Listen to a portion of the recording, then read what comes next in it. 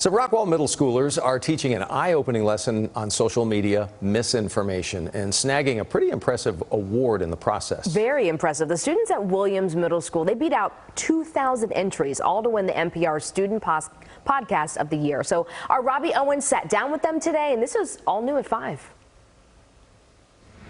I'm Wesley Helmer, and I'm 13. I'm Kit Atterbury. I'm 13. I'm Harrison McDonald. I'm 14. I'm Blake Turley, and I'm 14. Too young to drive or vote?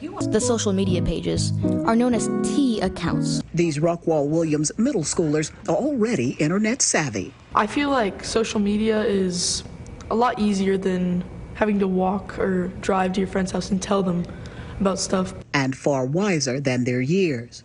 People will seem to believe whatever if it's shoved in their face. To prove that point, they launched an experiment in Misty Knight's broadcasting class. When the internet came out, we believed what was on the internet.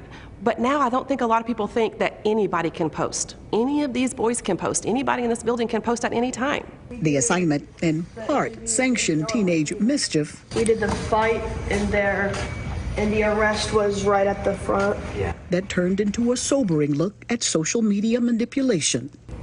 We had Harrison holding the camera and yelling, "What did he do?" But your peers, your classmates believed it.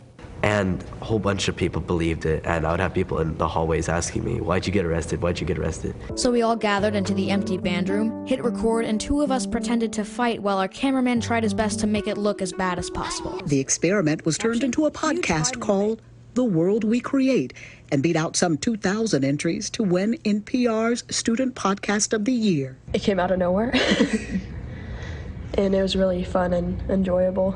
They say the experience has also made them even more likely to question what they see online. As communication drifts further and further away from the real world, so will our collective consciousness. And they urge adults to do the same. So we need to put a lot more attention into teaching people of all ages about media literacy and finding out whether or not it's a good source of information. So there's no telling what our children will have to deal with in the future. The worlds we create that act as a curse for them. In Rockwall, Robbie Owens, CBS 11 News. How about